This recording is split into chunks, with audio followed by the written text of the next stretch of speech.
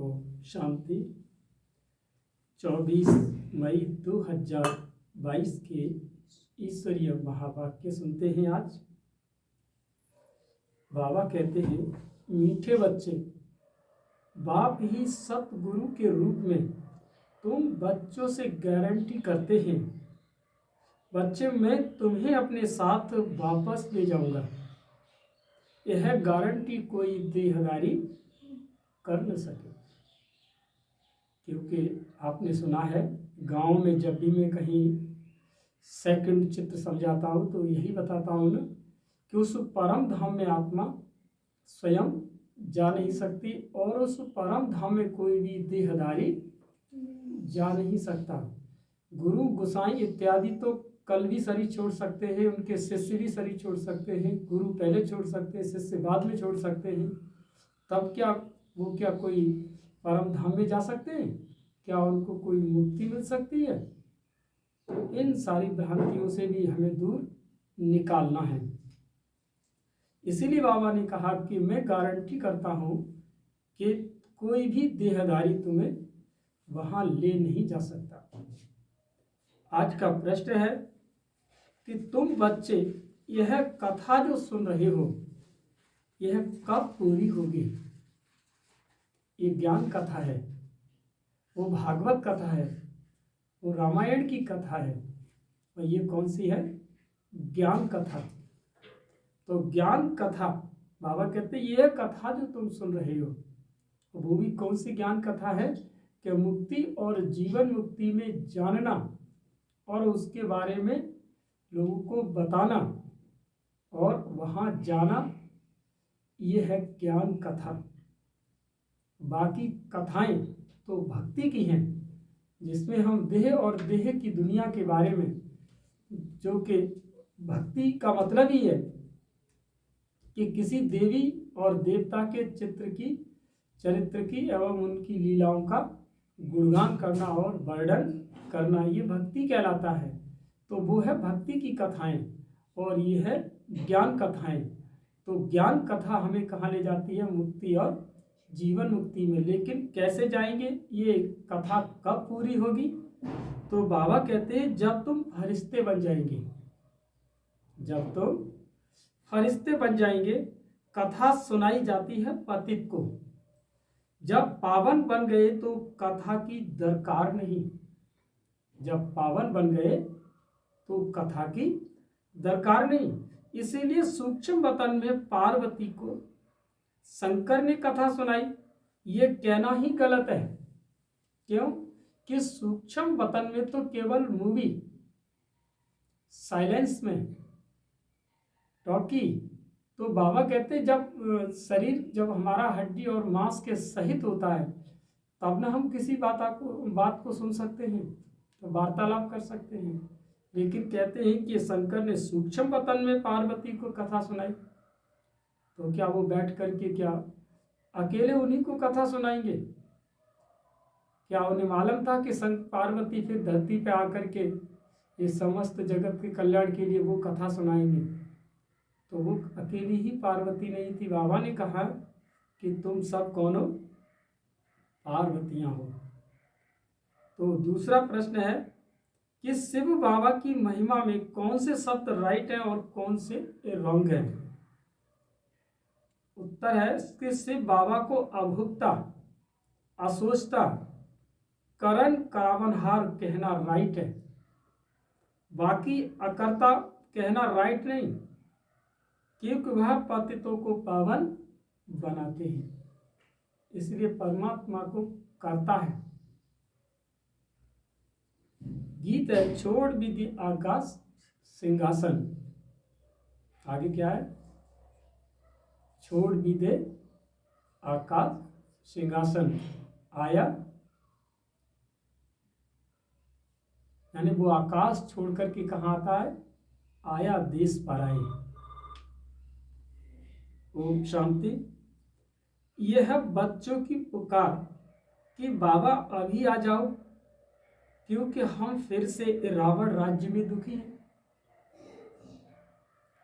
फिर से माया का परछाया पड़ गया है। तो माया का परछाया क्या है? कि हमारी मन की स्थिति को डगमग होना या कोई डगमग कर देना, ये क्या है? माया का परछाया, परछाई। परछाया माने परछाई, जो हमारे मन की स्थिति को क्या कर दे? डगमग कर दे, तो वो ही माया का रूप है। तो बाबा कहते हैं फिर से माया का परछाया पड़ गया है, अर्थात 5 विकार रूपी रावण ने हमको बहुत दुखी किया है। यह रेस्पॉन्ड में बाबा कहते हैं कि हाँ बच्चे, यह तो मेरा नियम है, यह जरूर आ करके ही कहेंगे ना। हाँ बच्चे, जब जब धरती पर भारतवासी बिल्कुल ही भ्रष्टाचारी दुखी बने हैं, कितने गुरु करते हैं सदगति के लिए, परंतु वह किसी की सदगति तो करते नहीं।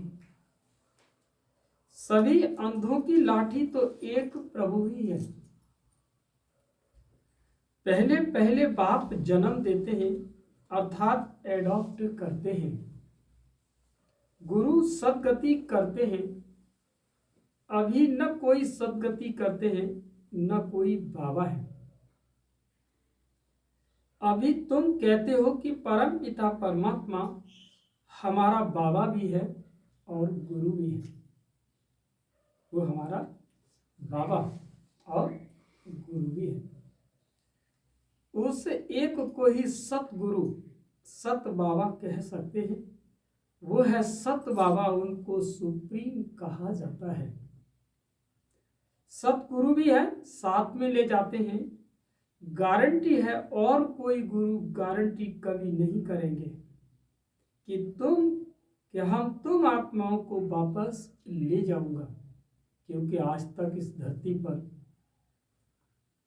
कितनी सत्संग मठ पंथ खुले हुए हैं, लेकिन किसी ने भी आज तक ये नहीं कहा कि मैं तुमको वापस ले जाऊंगा।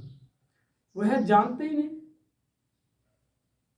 वो जानते ही नहीं। ये है सब नई बातें। तुम जब इनको देखते हो तो बुद्धि में याद शिव को करना है। वही बाप टीचर गुरु है। मनुष्य कोई गुरु करते हैं व टीचर करते हैं तो उनके शरीर को ही देखते हैं। आत्मा ही भिन्न शरीर धारण कर भिन्न भिन्न नाम रूप देश काल में जाती है। अच्छा, बाबा तो एक है और एक बार आते हैं। वह तो पुनर्जन्म नहीं लेते।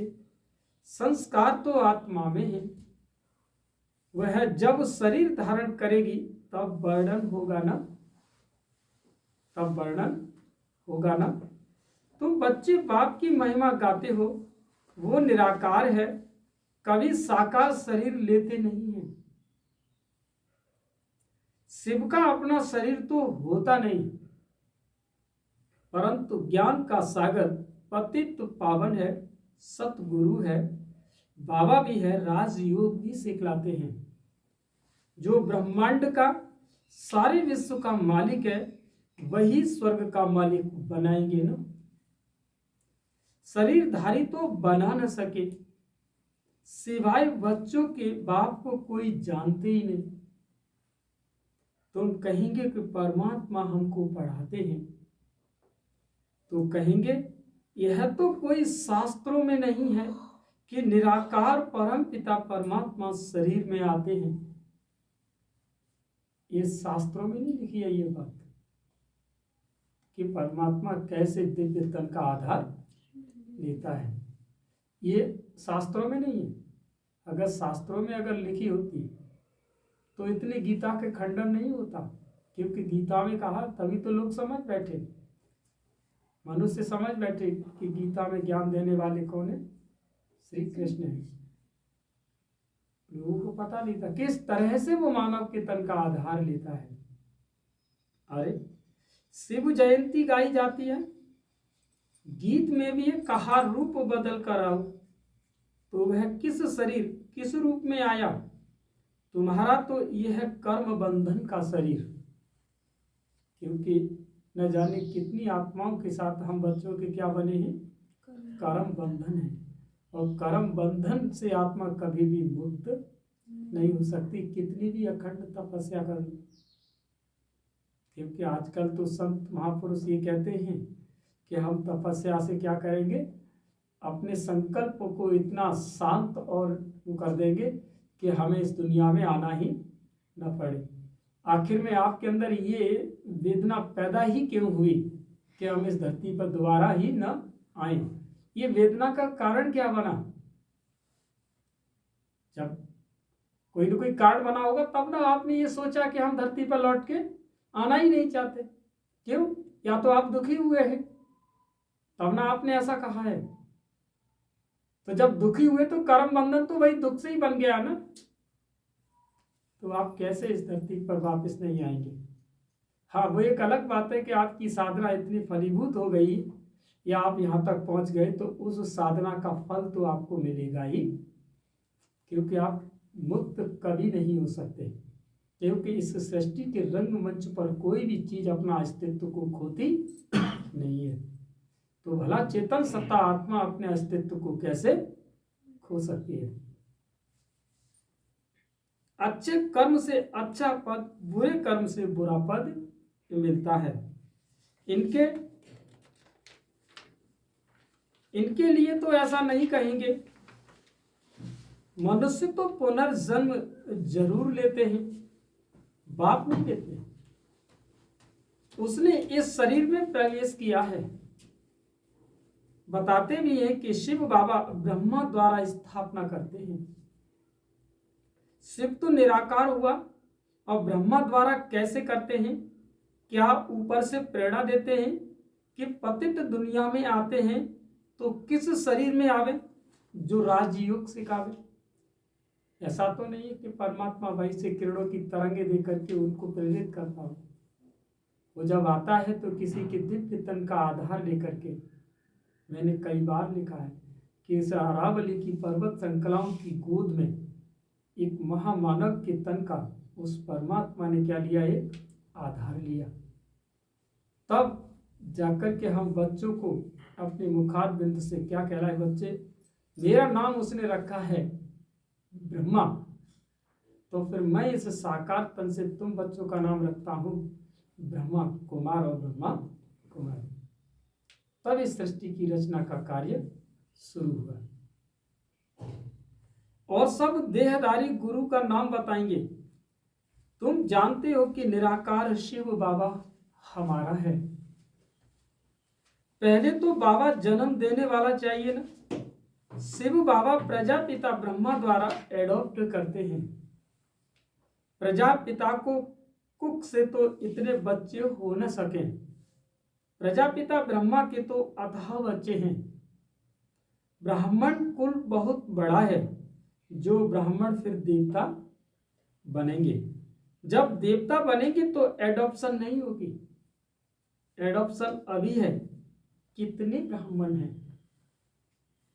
बच्चे जानते हैं कि हम शिव बाबा के पास आए हैं, वही नॉलेजफुल है। कहते हैं कि मैं तुम बच्चों को ये नॉलेज सुनाता हूं। मेरा अपना शरीर तो है नहीं। शिव जयंती मनाते हैं, परंतु कैसे शिव बाबा आया यह कोई नहीं जानते। कहते भी है कि शिवरात्रि, रात्रि में कृष्ण का भी जन्म दिखाते हैं। शिव जयंती के बाद फट से श्री कृष्ण का जन्म होता है। शिव का जन्म तो संगम पर, क्योंकि इस संगम का मतलब ही है मिलन। संगम का मतलब क्या है? मिलन। किसका? कि इलाहाबाद में जो संगम दिखाते हैं वो नदियों का संगम है, और यहाँ आत्मा और परमात्मा का मिलन, इसका नाम संगम है। तो बाबा कहते हैं तो शिव का जन्म तो संगम पर ही हुआ ना। उनका रहस्य हमें कहाँ मिला? इस संगम युग पर मिला रहस्य। इसलिए संगम युग हीरे तुल्य युग है। संगम युग ये ब्राह्मणों के लिए क्या है? संगम युग ब्राह्मणों के लिए क्या है? ये एक जन्म देने वाला युग है। यहाँ से हम बच्चों की क्या होती है कि पूरी लाइफ स्टाइल तो चेंज होती ही होती है, लेकिन पूरे 84 जन्मों की कहानी हमारी आत्मा के अंदर अभी से ही रिकॉर्ड होती है। वो भी कैसे? इन कर्मेंद्रियों के द्वारा। वो जो आत्मा इसके अंदर बैठी हुई है, कौन? एक कैमरे के रूप में है। जब हम और आप इन हाथ पैरों से जब कर्म करते हैं, कर्मेंद्रियों से जब कर्म करते हैं, तो इन कर्मेंद्रियों के थ्रू हमारी आत्मा के अंदर संस्कारों का इनपुट जो जाता है, वो एक क्या होता है कि हमारी आत्मा के अंदर रिकॉर्ड हो जाता है। तो वह कहा बाबा ने, ये सब संगम पर ही तो इसका खेल सुनने को मिला।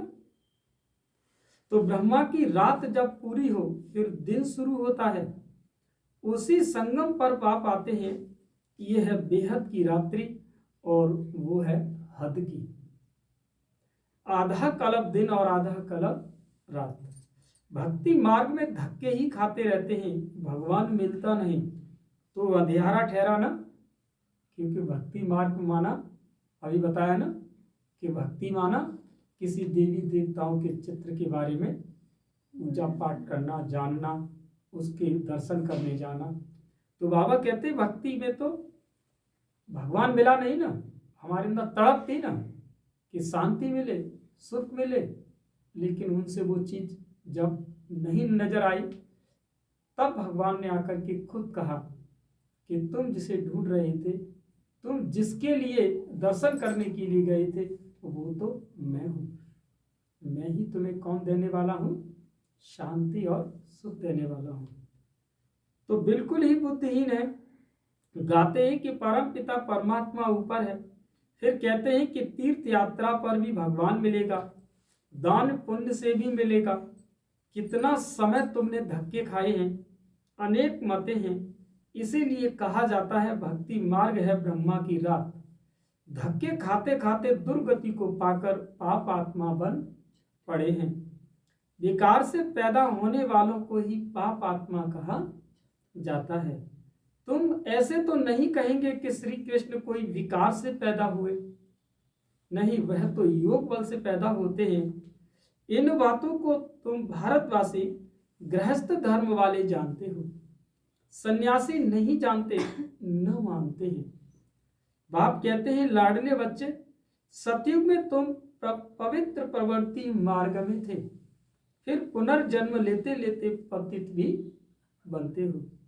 भारत पवित्र था, देवताओं का राज्य था, वहां शांति भी थी। यू शांति धाम निर्वाण धाम है, परंतु सतयुग में भी तुमको वर्षा मिला हुआ है।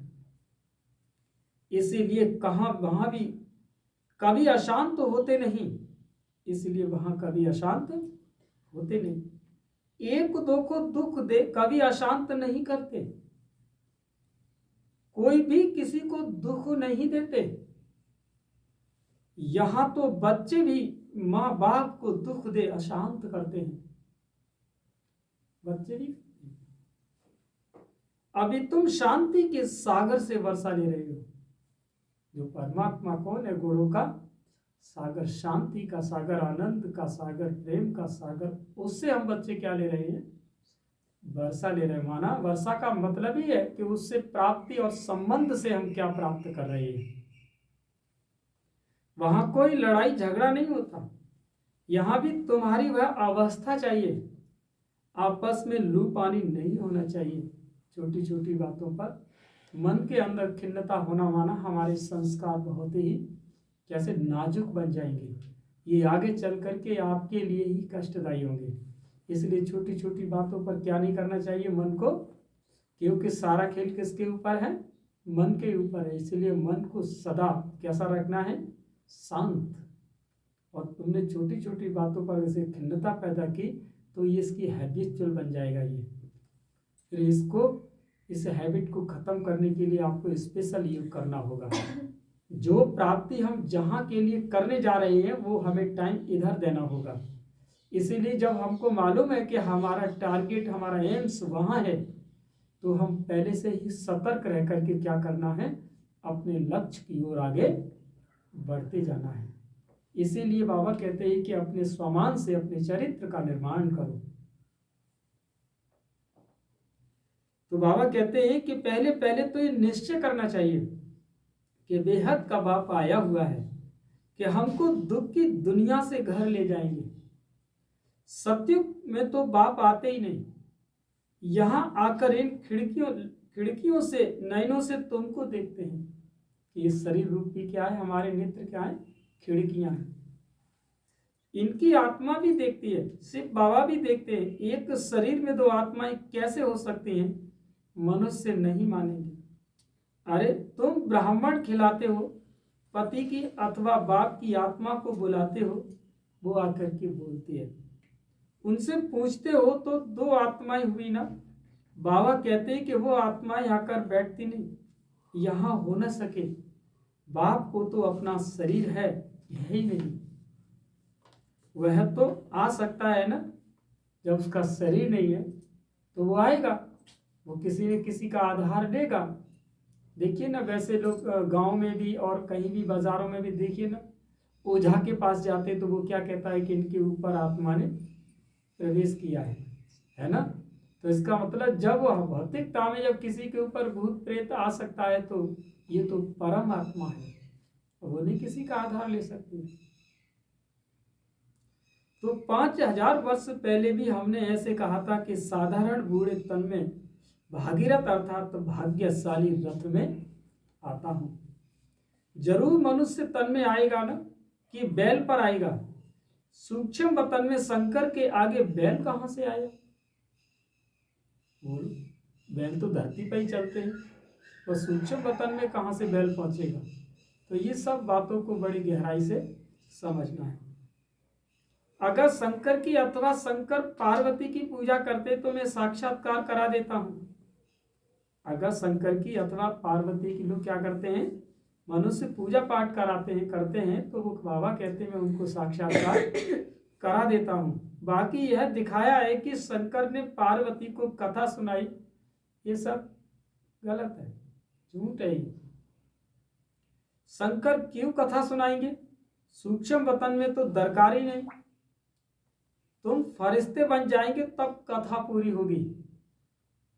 जब आप फरिश्ते बनेंगे, फरिश्ते माना कि ये जो चल रहा है हमारे संगम युग का जो पुल है, एक एक दिन एक एक कदम का पुल है ये, और हर कदम हमें क्या करना है, इस फर्श पर जो भी रिश्ते हैं उन सब में रहते हुए अपने को नष्टा मोहा स्मृति शंकर समान तपस्वी मूर्त, ऐसी स्थिति बनकर के अपने को क्या बनेंगे, फरिश्ता। तो बाबा कहते हैं फरिश्ता बनना है, तब कथा पूरी हो जाएगी आपकी। कथा सुनाई जाती है पतित को पावन बनाने के लिए। बाबा अमर कथा सुनाते हैं, अमर लोक में ले जाने लायक बनाते हैं। अमर लोक सत्य को कहा जाता है और यह है मृत्यु लोक। आज बाबा ने पूछा कि शिव बाबा स्नान करते हैं? बोला बाप दादा करते हैं। हमने कहा कि स्नान तो दादा करते हैं ना, शिव क्यों करेगा? उनको थोड़े ही पाखाने में जाना है जो स्नान करे। शिव तो अभोक्ता है ना, ये समझ की बातें हैं। वह थोड़े ही अपवित्र बनते हैं जो स्नान करेंगे, वह तो आते ही है पतितों को पावन बनाने। करण करावन हार अभोक्ता असोचता अकर्ता कहना रंग हो जाता है। पतितों को पावन करते हैं ना, कि करण करावन हार है, खांसी हुई, इनकी आत्मा का ये शरीर रूपी बाजा डिफेक्ट हो गया, तो शिव बाबा क्या करेगा? तुम ऐसे नहीं कहेंगे कि शिव बाबा के बाजे में डिफेक्ट हुआ, नहीं, यह शरीर उनका नहीं, लोन लिया हुआ है। लोन ली हुई चीज टूट जाती है तो धनी की टूटेगी ना, धनी की टूटेगी। शिव बाबा की टूटी, शिव बाबा थोड़ी नहीं टूटा। शिव बाबा का यह शरीर का धनी है ना, जिस तन में आया, तो शिव बाबा कैसे कहते हैं? धनी। तो धनी जिसके तन में आया वो शरीर टूटा, तो शिव बाबा थोड़े नहीं टूटा। धनी तो ये ब्रह्मा है, उसने ये फिर किराए पर लिया। ये भाग्यशाली रथ है, बैल एक ही है। फिर गौ मुख भी कहते हैं, बाबा कहते हैं बरोबर कोई कोई बच्चियां इतनी होशियार नहीं है, किसी को उठाना है तो मैं बच्चों में जाकर उठाता हूं। पतित दुनिया में, पतित शरीर में तो आना ही होता है, तो किसका कल्याण करने के लिए बच्चों में मैं प्रवेश करता हूं। बच्चे नहीं समझेंगे, उनसे भी वह सुनने वाले बड़े तीखे हो जाते हैं। यह बाप की मदद मिलती है। एक तो निश्चय बुद्धि है, दूसरा फिर दृष्टि मिलती है। बाबा कहते हैं मैं प्रवेश करता हूं, ऐसे नहीं कि मैं सर्वव्यापी हूं। मुझे बहुरूपी क्यों कहते हैं? जो किसी की पूजा करते हैं उनका साक्षात्कार कराता हूं। साक्षात्कार में ऐसे देखते हैं कि जैसे सामने आ रहे हैं। विष्णु का साक्षात्कार होता है और विष्णु चैतन्य हो जाता है। माथे पर हाथ रखते हैं, कहते हैं मुझे चतुर्भुज का साक्षात्कार हुआ, परंतु उनसे फायदा क्या? ब्रह्मा बाबा को विष्णु चतुर्भुजी का साक्षात्कार हुआ, फिर भी बाबा कहते उससे फायदा क्या हुआ? कुछ भी नहीं। सिर्फ दिल खुश हुई कि मुझे भगवान का दीदार हुआ। भक्ति में दीदार बहुत होते हैं, परंतु इससे सदगति को नहीं पा सकते। जबकि गाते हैं कि सदगति दाता पतित पावन एक है। विष्णु नहीं हो सकता, वह बाप थोड़े ही होंगे। बाप एक है, फिर उनका बच्चा भी एक है, प्रजापिता ब्रह्मा। ऐसे कभी नहीं कहेंगे कि प्रजापिता विष्णु व शंकर। प्रजापिता एक है, फिर उनसे एडॉप्ट ब्राह्मण होते हैं। बच्चे जानते हैं कि हम पहले ब्राह्मण बनते हैं, फिर देवता बनते हैं। ब्राह्मणों की माला एक्यूरेट बन न सके, क्योंकि अदल बदल होती रहती है। क्योंकि आजकल जो खिटपिट है, अवतार चढ़ाव है, जो ग्राफ ऊपर नीचे गिर रहा है, वो यही तो कारण है। बाबा कहते हैं अभी माला बनने में क्या है, बहुत देरी। किसी का योग ठीक है तो किसी का ज्ञान ठीक है, तो किसी का पुरुषार्थ ठीक है तो कोई योग में डिसमिस है, तो कोई ज्ञान में डिसमिस है, तो किसी में क्रोध आ रहा है तो किसी में मोह पैदा हो जाता है। ये सब क्या है? चौकड़ी में सब फंस गए हैं, उस माया की चौकड़ी से नहीं निकल पा रहे। तो बाबा कहते हैं मैं माला कैसे बना दूं? तो बाबा कहते हैं कोई गिरते कोई मरते रहते हैं, फिर क्या करेंगे? उनको निकाल देंगे। रुद्रमाला अंत में ही एक्यूरेट बनेगी। यह मीठी मीठी बातें बाप ही सुनाते हैं, और कोई को पता ही नहीं। कितने हैं जो कहते हैं कि हे राम जी संसार बना ही नहीं है। अब रामचंद्र तो यहां से प्रारब्ध ले जाते हैं और त्रेता में जाकर के राजा बनते हैं। उनको फिर अज्ञान कहां से आया? जो वशिष्ठ उनको ज्ञान दे, जो संसार बना ही नहीं, ये सृष्टि चक्र का ज्ञान है। सभी बातों में मूझे हुए हैं, कोई भी नहीं जानते, न समझ सकते। सिर्फ बाबा को ही गुम कर दिया है। शिव जयंती मनाते भी हैं, परंतु समझते नहीं कि श्री कृष्ण ही सांवरा बनता है। बाबा आते भी तब हैं जब इनको सांवरे से गोरा बनना है। शिव जयंती के बाद झट श्री कृष्ण का जन्म होता है। शिव जयंती के बाद किसका होता है? श्री कृष्ण का जन्म होता है। शिव बाबा आकर के राजयोग सिखाते हैं, किसको? ब्राह्मणों को, और प्रजापिता ब्रह्मा के मुख वंशावली को। फिर वही राजा रानी बनते हैं। शिव बाबा चले जाएंगे, फिर लक्ष्मी नारायण का राज्य होगा। तो बाप ने कृष्ण को ऐसा बनाया। जैसे कि दिवाली आती है ना, तो दिवाली से आने से पहले क्या करते हैं? नव दुर्गा का क्या करते हैं? व्रत रखते हैं, मन को पवित्र बनाते हैं, और फिर अष्ट शक्तियों को धारण करके तब रावण पे जाकर के जीत पा करके तब क्या मनाते हैं? दीपावली मनाते हैं। ऐसे ही पहले शिव जयंती की पूर्ण तैयारियां कर लेते हैं, और हम सब बच्चे जब शिव पर बलि चढ़ जाते हैं, उनमें से श्रेष्ठ आत्मा क्या बन जाती है? जाकर के नंबर 1 के पुरुषार्थ का श्री कृष्ण बन जाते हैं। इसीलिए बाद में कृष्ण आते हैं। तो बाबा कहते हैं बाप ने उनको ऐसा बनाया, फिर बाप ने के बदले कृष्ण का नाम लगा दिया, कृष्ण को द्वापर में ले गए। अब शिव बाबा राजयोग सिखाते हैं, तुम जानते हो कि हम स्वर्ग की राजधानी स्थापन कर रहे हैं, और भी बहुत प्रिंस प्रिंसेस बनते हैं। ऐसा नहीं कि उस वक्त केवल ओनली कृष्ण ही होंगे। अरे जैसे कि आज वर्तमान में जब असेंबली बन के तैयार होती है तो उनके अंदर के भी तो मंत्री बनते हैं ना, भले कोई सीएम बने तो वो भी बराबर का थोड़ा सा रखते हैं, दर्जा रखते हैं, थोड़ा सा ही तो अंतर होता है उनमें।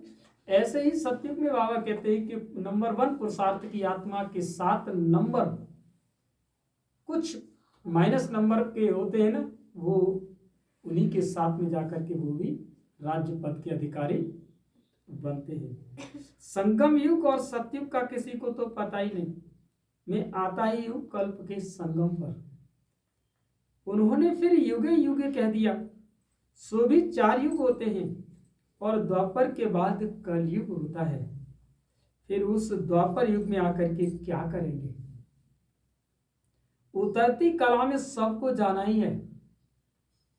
मेरा तो पार्ट ही तब है जब चढ़ती कला होती है।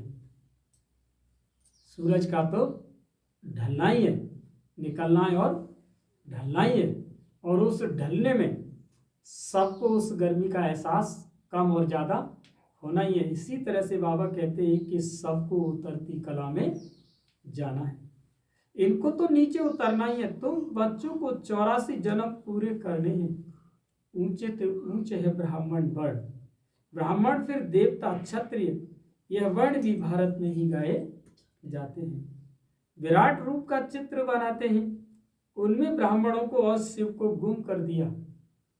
यह बातें कोई शास्त्रों में नहीं है। शिव बाबा आकर एडॉप्ट करते हैं ब्रह्मा द्वारा, सूत्र से ब्राह्मण बनाते हैं। बाकी सूक्ष्म वतनवासी ब्रह्मा वह कैसे प्रजापिता बन सकते हैं? पहले निश्चय चाहिए बरोबर, वह बाप भी है, टीचर भी है, सतगुरु भी है। कहते भी है कि सदगति दाता एक है, परंतु उनका नाम रूप देश काल नहीं जानते। अच्छा, मीठे मीठे सिकी लदे बच्चों प्रति माता पिता बाप दादा का याद प्यार और गुड मॉर्निंग। रूहानी बाप की रूहानी बच्चों को नमस्ते, और हम सभी रूहानी बच्चों की रूहानी माता पिता बाप दादा को याद प्यार गुड मॉर्निंग, नमस्ते नमस्ते नमस्ते। आप सुनते हैं धारणा के लिए मुख्य सार। पहली पॉइंट है, शांति के सागर बाप से शांति और सुख का वर्षा ले शांत चित्त रहना है। शांति के सागर बाप से शांति सुख का वर्षा ले शांत रहना है। चित्त कैसा रहना है? शांत रहना है। कभी किसी को दुख दे अशांत नहीं करना, लू पानी नहीं होना है। दूसरा पॉइंट है कि बाप समान अंधों की लाठी बनना है। बाप की मदद लेने के लिए निश्चय बुद्धिबंध सेवा करना है। वरदान है कि एक के पाठ को स्मृति में रख, एक के पाठ को स्मृति में रख, तपस्या में सफलता प्राप्त करने वाले निरंतर योगी भव। एक के पाठ को स्मृति में रख, तपस्या में सफलता प्राप्त करने वाले निरंतर योगी भव। तपस्या ही सफलता का विशेष आधार व सहज साधन है। तपस्या क्या है? सफलता का विशेष क्या है? आधार है। एक शब्द का पाठ पक्का करो, तपस्या अर्थात एक का बनना। तपस्या अर्थात मन बुद्धि को एकाग्र करना। तपस्या अर्थात एकांत प्रिय रहना। तपस्या अर्थात स्थिति को एक रस रखना। तपस्या अर्थात सर्व प्राप्त खजानों को व्यर्थ से बचाना, अर्थात एक अनामी करना। इस एक के पाठ को स्मृति में रखो तो निरंतर योगी सहज योगी बन जाएंगे, मेहनत से छूट जाएंगे और तपस्वी कहलाएंगे। स्लोगन है कि आज्ञाकारी वो हैं जो मन और बुद्धि को मन मत से सदा खाली रखते हैं। अक्षर, ओम शांति। ये थे आज बोलने के